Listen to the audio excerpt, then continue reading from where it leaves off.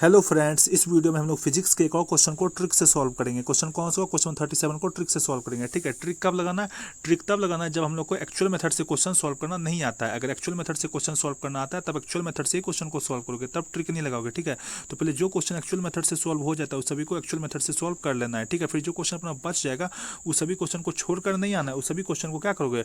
Trick लगाकर solve करोगे। मतलब जो क्वेश्चन हम लोग से सॉल्व नहीं हो पा रहा है या फिर जो क्वेश्चन सॉल्व करना नहीं आता है उस सभी क्वेश्चन को छोड़कर नहीं आओगे, उस सभी क्वेश्चन को ट्रिक लगाकर सॉल्व करोगे, ताकि जो हम लोग का ओवरऑल मार्क्स एग्जाम में इंक्रीज हो सके, हम लोग का ओवरऑल मार्क्स एग्जाम में बूस्ट हो सके। ठीक है, तो अगर आपको बहुत कम टाइम में जेईई मेंस के मार्क्स को बूस्ट करना है तो मैंने आपके लिए जेईई मेंस का मोस्ट रिपीटेड 40 क्वेश्चन प्रिपेयर किया है। इसके साथ साथ फिजिक्स का फॉर्मुला सीट और केमिस्ट्री का रिवीजन सीट भी प्रिपेयर किया है। ठीक है, इस पीडीएफ को आप बहुत आसानी से 4 से 5 डेज में कंप्लीट कर लोगे। इस पीडीएफ को कंप्लीट करने के बाद आपका जेईई मेंस में मिनिमम 80 मार्क्स गारंटीड हो जाएगा। ठीक है, इस पीडीएफ को आप कैसे एक्सेस कर सकते हो तो आप मेरे कमेंट सेक्शन में जाओ, वहाँ पे मैंने सारा डिटेल्स दे रखा है कि आप पीडीएफ को कैसे एक्सेस कर पाओगे। ठीक है, केवल ट्रिक सीख कर जाओगे तो आपका जेईई मेंस में मार्क्स इंप्रूव नहीं हो पाएगा। ठीक है, ये मत सोच लेना कि केवल ट्रिक सीख लेने से आपका जेईई मेंस में मार्क्स इंप्रूव हो जाएगा, बिल्कुल भी नहीं होगा। ठीक है, तो पहले क्या करो, पहले जो जेईई मेंस का मोस्ट रिपीटेड 40 क्वेश्चन है, फिजिक्स का जो फॉर्मुला सीट है और केमिस्ट्री का जो रिवीजन सीट है, इस सभी को 4 से 5 डेज में कंप्लीट कर लो, जिसको आप बहुत आसानी से 4 से 5 डेज में कंप्लीट कर लोगे। इसमें आपको कोई भी प्रॉब्लम नहीं होगा। ठीक है, तो पीडीएफ को अगर आप एक्सेस करना चाहते हो तो आप मेरे कमेंट सेक्शन में जाओ, लेकिन पीडीएफ को एक्सेस जरूर कर लेना। पीडीएफ आपके लिए काफी इंपॉर्टेंट है। ठीक है, पीडीएफ आपके लिए काफी यूजफुल रहेगा। ठीक है, अब इस क्वेश्चन में क्या कहते हैं, अगर आपको जीरो नॉलेज है ना तो भी इस क्वेश्चन को तुम सॉल्व कर सकते हो, अगर तुम यहाँ पर थोड़ा सा अपना कॉमन सेंस यूज करो। ठीक है, तो बहुत सारे स्टूडेंट यहाँ पर गलती ये करते हैं, जैसे ही जेईई मेंस के क्वेश्चन को देखते हैं, क्वेश्चन देखते ही छोड़ देते हैं। वो ये सोचते हैं कि जेईई मेंस का क्वेश्चन है तो काफ़ी टफ होगा। ठीक है, हम लोग क्या करते हैं, क्वेश्चन को देखते ही छोड़ देते हैं, बिना पढ़े ही क्वेश्चन को छोड़ देते हैं। लेकिन ऐसा गलती नहीं करना है।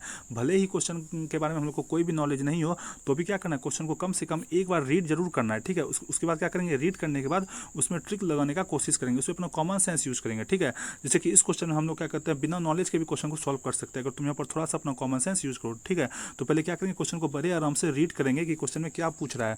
क्वेश्चन हम लोग को पूछ रहा है कि in an adiabatic process which of the following statements is true. मतलब हम लोग को नीचे में टोटल 4 स्टेटमेंट दे रखा है, ये स्टेटमेंट 1, ये स्टेटमेंट 2, ये स्टेटमेंट 3 और ये स्टेटमेंट 4। मतलब इस चारों स्टेटमेंट में से कौन सा स्टेटमेंट करेक्ट है एडियाबैटिक प्रोसेस के बारे में। तो अगर हम लोग को नहीं पता है कि एडियाबैटिक प्रोसेस क्या होता है तो भी हम लोग इस क्वेश्चन को सॉल्व कर सकते हैं, अगर तुम यहाँ पर थोड़ा सा अपना कॉमन सेंस यूज करो। ठीक है, तो जो 4 स्टेटमेंट दे रखा है, इस चारों स्टेटमेंट को क्या करेंगे, ध्यान से रीड करेंगे। तो सबसे पहला तुम देखो, स्टेटमेंट 1 क्या दे रखा है, स्टेटमेंट 1 दे रखा है हम लोग को, the molar heat capacity is infinity. ठीक है, मोलर हीट कैपेसिटी अपना क्या, इन्फिनिटी है। ठीक है, फिर स्टेटमेंट 2 क्या दे रखा है, स्टेटमेंट 2 दे रखा है कि work done by the gas equals the increase in internal energy. ठीक है, फिर स्टेटमेंट 3 क्या दे रखा है, स्टेटमेंट 3 दे रखा है कि the molar heat capacity is 0। और स्टेटमेंट 4 क्या दे रखा है, स्टेटमेंट 4 दे रखा है हम लोग को कि the internal energy of the gas decreases as the temperature increases. ठीक है, तो जब तुम चारों स्टेटमेंट को ध्यान से रीड करोगे तो तुम देखोगे यहाँ पर जो हम लोग का स्टेटमेंट नंबर 1 है, जो हम लोग का स्टेटमेंट नंबर 1 है और उसके बाद जो हम लोग का स्टेटमेंट नंबर 3 है, ये दोनों स्टेटमेंट क्या है, हम लोग का सिमिलर स्टेटमेंट है। क्योंकि दोनों स्टेटमेंट में क्या कहते हैं, दोनों स्टेटमेंट में क्या कहते हैं, मोलर हीट कैपेसिटी के बारे में बात किया जा रहा है। स्टेटमेंट 1 में भी मोलर हीट कैपेसिटी के बारे में बात किया जा रहा है और स्टेटमेंट 3 में भी मोलर हीट कैपेसिटी के बारे में बात किया जा रहा है। ठीक है, डिफरेंस बस इतना सा है कि हम लोग को स्टेटमेंट 1 में बोल रखा है कि मोलर हीट कैपेसिटी इन्फिनिटी है और स्टेटमेंट 3 में क्या कहते हैं, बोल रखा है कि द मोलर हीट कैपेसिटी 0 है।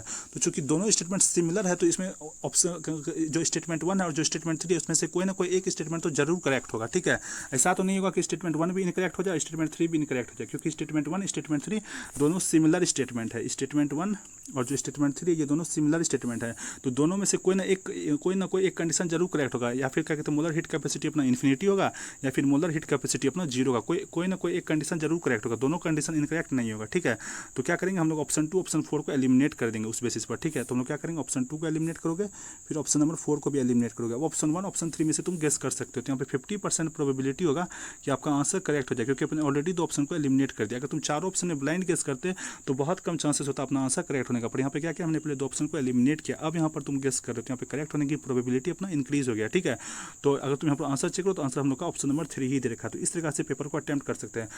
हमने इसमें कोई भी नॉलेज यूज नहीं किया अपना। ठीक है, बस क्या किया, यहाँ पर हमने अपना कॉमन सेंस यूज किया और इस क्वेश्चन को सॉल्व कर लिया। हमने देखा कि जो हम लोग का स्टेटमेंट 1 और स्टेटमेंट 3 जो वो सिमिलर स्टेटमेंट है। स्टेटमेंट 1 में बोल रखा है कि मोलर हीट कैपेसिटी इन्फिनाइट है और स्टेटमेंट 3 में बोल रखा है मोलर हीट कैपेसिटी 0 है। तो हम लोग यहाँ पर ये कॉमन सेंस यूज किया कि स्टेटमेंट 1 स्टेटमेंट 3 दोनों में 2 कंडीशन दे रखा है मोलर हीट कैपेसिटी के बारे में, तो कोई ना कोई एक कंडीशन जरूर करेक्ट होगा। ठीक है, ऑप्शन 1 ऑप्शन 3 में से कंफ्यूज करा तो आंसर भी ऑप्शन 1 ऑप्शन 3 में से ही होगा। ठीक है, तो हम लोग क्या किया, ऑप्शन 2 ऑप्शन 4 को एलिमिनेट किया और ऑप्शन 1 ऑप्शन 3 में से गेस करोगे तो कोई एक आंसर अपना करेक्ट हो जाएगा। ठीक है, तो इस तरीके से पेपर को अटेम्प्ट करना है। अगर आपको वीडियो पसंद आया तो प्लीज़ वीडियो को लाइक कीजिए, चैनल को सब्सक्राइब कीजिए। Thank you.